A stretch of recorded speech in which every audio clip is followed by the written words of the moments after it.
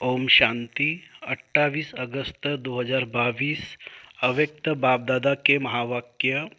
Revise date है 16 मार्च 1992। मुरली का सार है, होली मनाना अर्थात दृढ़ संकल्प की अग्नि में कमजोरियों को जलाना और मिलन की मौज मनाना। आज रूहानी बगीचे के मालिक बाप दादा डबल बगीचा देख रहे हैं। आज स्टेज पर बहुत सुंदर बगीचा सजाया हुआ है। एक तरफ है प्रकृति की सुंदरता और दूसरे तरफ है रूहानी रूहे गुलाब बगीचे की शोभा। ड्रामा में आदिकाल सतयुग में प्रकृति की सतोप्रधान सुंदरता आप मास्टर आदिदेव आदि श्रेष्ठ आत्मा को ही प्राप्त होती है।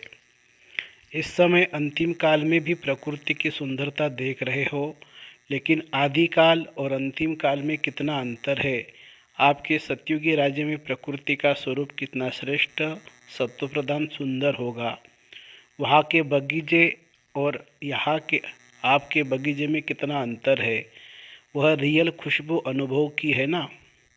फिर भी प्रकृति पति आप श्रेष्ठ आत्माएं हो, प्रकृति प्रति हो। इस प्रकृति के खेल को देख हर्षित होते हो। चाहे प्रकृति हलचल करे, चाहे प्रकृति सुंदर खेल दिखाए, दोनों में प्रकृति पति आत्माएं साक्षी हो खेल देखते हैं, खेल में मजा लेते हैं, घबराते नहीं है। इसलिए बाप दादा तपस्या द्वारा साक्षीपन की स्थिति के आसन पर अचल अडोल स्थित रहने का विशेष अभ्यास करा रहे हैं। तो यह स्थिति का आसन सबको अच्छा लगता है या हलचल का आसन लगता है?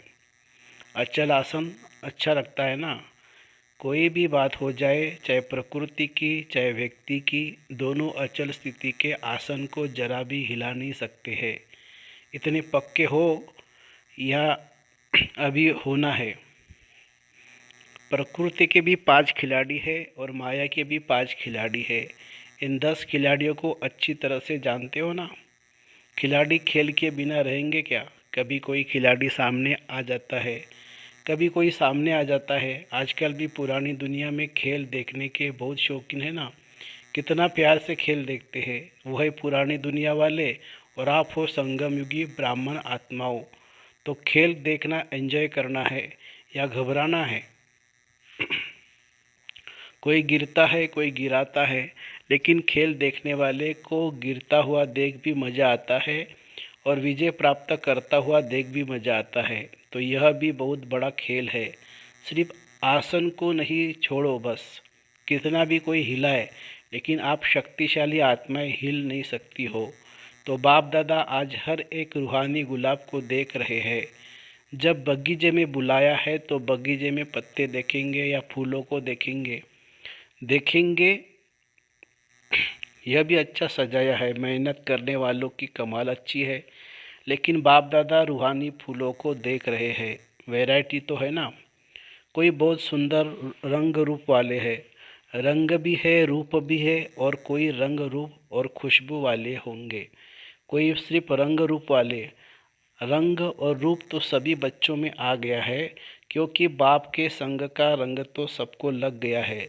कोई व्यवहार की बातों में, पुरुषार्थ की बातों में संपूर्ण संतुष्टता नहीं भी हो, लेकिन बाप के संग का रंग सबको अति प्यारा लगता है। इसलिए रंग सभी में आ गया है और रूप भी परिवर्तन हो गया है, क्योंकि ब्राह्मण आत्माएं बन गई। भल कैसे भी पुरुषार्थी आत्मा है, लेकिन ब्राह्मण आत्मा बनने से रूप जरूर बदलता है। ब्राह्मण आत्मा की चमक सुंदरता हर ब्राह्मण आत्मा में आ जाती है। इसलिए रंग और रूप सब में दिखाई दे रहा है। खुशबू नंबरवार है। खुशबू है संपूर्ण पवित्रता। वैसे तो जो भी ब्राह्मण बनते हैं ब्रह्मा कुमार और ब्रह्मा कुमारी कहलाते हैं। कुमार और कुमारी बनना अर्थात पवित्र बनना। पवित्रता की परिभाषा अति सूक्ष्म है। सिर्फ ब्रह्मचर्य नहीं, तन से ब्रह्मचारी बनना, इसको संपूर्ण पवित्रता नहीं कहते हैं। मन से भी ब्रह्मचारी हो, अर्थात मन भी सिवाय बाप के और किसी भी प्रकार के लगाव में नहीं आए। तन से भी ब्रह्मचारी, संबंध में भी ब्रह्मचारी, संस्कार में भी ब्रह्मचारी। इसकी परिभाषा अति प्यारी और अति गुह्य है। इसका विस्तार फिर सुनाएंगे। आज तो होली मनानी है। आज तो होली मनानी है ना। गुइया पढ़ाई नहीं है, आज मनाना है। होली मनाने वाले कौन हो? होली हंस हो। होली हंस कितने प्यारे हैं। हंस सदा पानी में तैरने वाले होते हैं। होली हंस भी सदा ज्ञान जल में तैरने वाले हो। उड़ने वाले और तैरने वाले। आप सभी भी उड़ना और तैरना जानते हो ना। ज्ञान मनन करना, इसको कहेंगे ज्ञान अमृत में तैरना। और उड़ना अर्थात सदा ऊंची स्थिति में रहना। दोनों जानते हो ना। सभी के मन में बाप से प्यार तो 100% से भी आगे है। और बाप का प्यार भी हर एक बच्चे से है। चाहे वह गिरता है, चाहे चढ़ता भी है, खेल करता है, फिर भी बाप का प्यार है। बाप खेल देखकर समझते कि यह थोड़ा नटखट बच्चा है। सब बच्चे एक जैसे तो नहीं होते ना। कोई नटखट, कोई गंभीर, कोई रमणीक होते हैं। कोई बहुत फास्ट नेचर के होते हैं। फिर भी है तो बच्चे ना। बच्चे शब्द ही अति प्यारा है। जैसे आप सबके लिए बाप शब्द प्यारा है, तो बाप के लिए बच्चे प्यारे हैं। बाप कभी भी कोई बच्चे से दिल शिकस्त नहीं होते हैं। सदा शुभ उम्मीदें रखते हैं। अगर कोई किनारा भी कर लेते हैं, फिर भी बाप दादा उसमें भी उम्मीद रखते हैं कि आज नहीं तो कल आ जाएंगे। कहाँ जाएंगे? जैसे शारीरिक हिसाब किताब में कोई ज़्यादा बीमार भी हो जाता है, उनको ठीक होने में ज़्यादा समय लगता है। और जो थोड़ा समय बीमार होता है तो वह जल्दी ठीक हो जाता है, लेकिन है तो बीमार। कैसा भी बीमार हो, स्थूल रीति प्रमाण भी बीमार से कभी उम्मीद उतारी नहीं जाती है। सदा उम्मीद रखी जाती है, आज नहीं तो कल ठीक हो जाएगा। इसलिए बाप दादा कोई भी बच्चे से नाउम्मीद नहीं होते हैं। सदा शुभ आशय रखते हैं कि आज थोड़ा सा ढीला है, कल होशियार हो जाएगा। जब मंजिल एक है, बाप एक है, तो कहाँ जाएंगे सिवाय बाप के।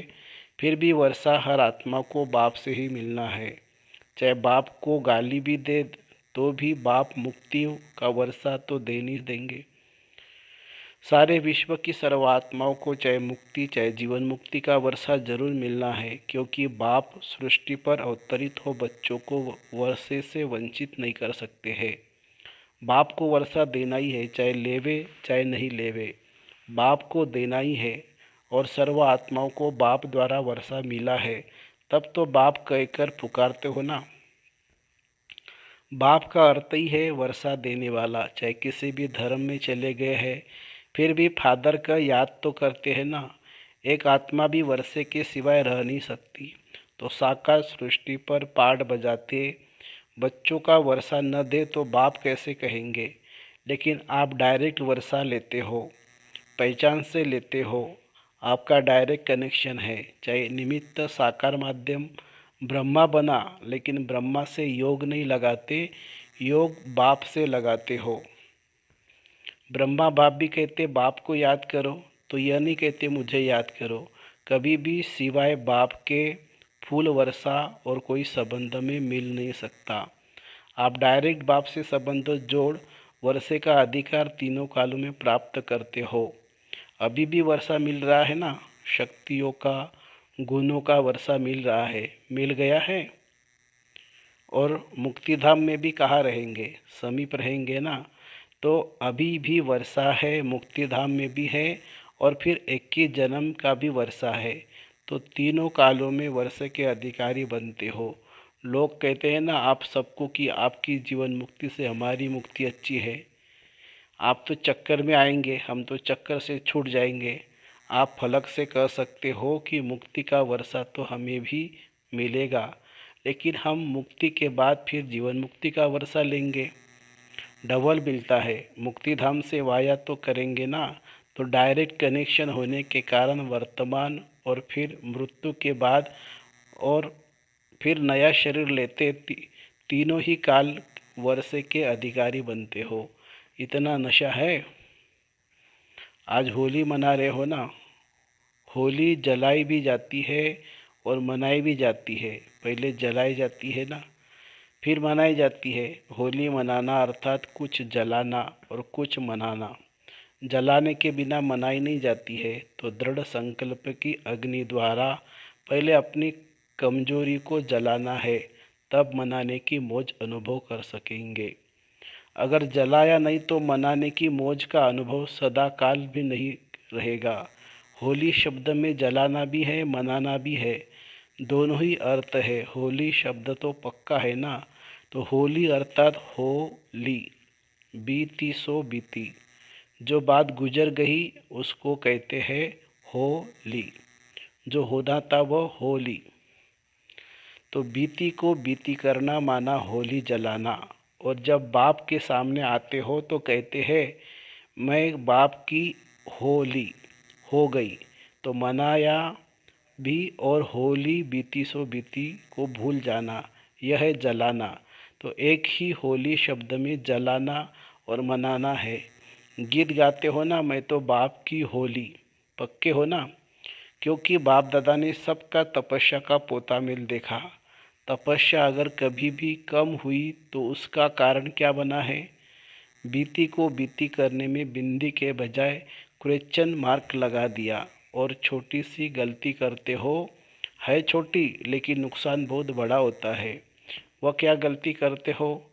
जिसको भुलाना है उसको याद करते हो, और जिसको याद करना है उसको भुला देते हो।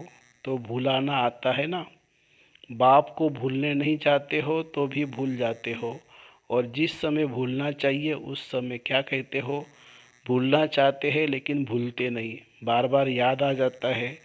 तो याद करना और भूलना दोनों ही बातें आती है, लेकिन क्या याद करना है और क्या भूलना है?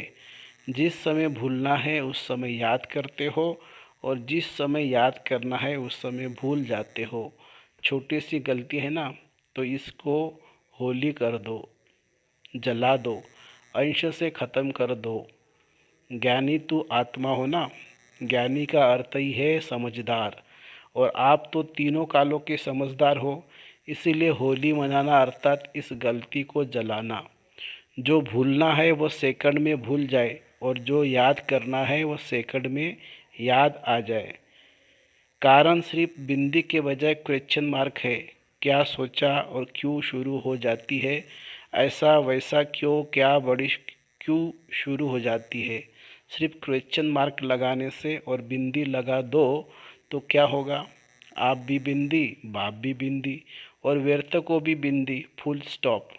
स्टॉप भी नहीं, फुल स्टॉप। इसको कहा जाता है होली। और इस होली से सदा बाप के संग के रंग की होली। मिलन होली मनाते रहेंगे। सबसे पक्का रंग कौन सा है? ये स्थूल रंग भल कितने भी पक्के हो, लेकिन सबसे श्रेष्ठ और सबसे पक्का रंग है बाप के संग का रंग। तो इस रंग से मनाओ। आपका यादगार गोप गोपियों के होली मनाने का है। उस चित्रों में क्या दिखाते हैं? बाप और आप दोनों संग संग होली खेलते हैं। एक एक गोप व गोपी के साथ गोपी वल्लभ दिखाते हैं। तो यह संग हो गया ना। सातवां संग अविनाशी होली है। बाप के संग के रंग की यादगार होली रास के साथ के रूप में दिखाई है। तो होली मनाने आती है ना। यह हो गया, क्या करूं, चाहती नहीं है लेकिन हो जाता है। आज से इसकी होली जलाओ, समाप्त करो। मास्टर सर्वशक्तिवान कभी संकल्प में भी यह सोच नहीं सकते। अच्छा, डबल विदेशी भी अच्छी सेवा की वृद्धि में आगे बढ़ रहे हैं। बाप से भी प्यार है तो सेवा से भी प्यार है। सेवा अर्थात सो और सर्व आत्माओं की साथ साथ सेवा। पहले सो, क्योंकि स्व स्थिति वाले ही अन्य आत्माओं को परिस्थितियों से निकाल सकते हैं। सेवा की सफलता ही है सो और सर्व के बैलेंस की स्थिति। ऐसे कभी भी नहीं कहो कि सेवा में बहुत बिजी थे ना, इसलिए सो की स्थिति का चार्ट ढीला हो गया। एक तरफ कमाया, दूसरे तरफ गवाया, तो बाकी बचा क्या? इसलिए जैसे बाप और आप कंबाइंड हो, शरीर और आत्मा कंबाइंड है, आपका भविष्य विष्णु स्वरूप कंबाइंड है, ऐसे सो सेवा और सर्व की सेवा कंबाइंड हो। इसको अलग नहीं करो, नहीं तो मेहनत ज़्यादा और सफलता कम मिलती है। अधूरा हो गया ना। इस ग्रुप के चार्ट में भी सेकंड नंबर ज़्यादा है, फर्स्ट भी कम है। तो चौथा पांचवा भी कम है, सेकंड तक गए हैं। तो सेकंड के बाद आगे क्या है, फर्स्ट है ना, सेकंड तक कदम रख लिया है, बाकी अभी एक कदम फर्स्ट में रखना है। उसकी विधि है कंबाइंड स्वरूप की सेवा।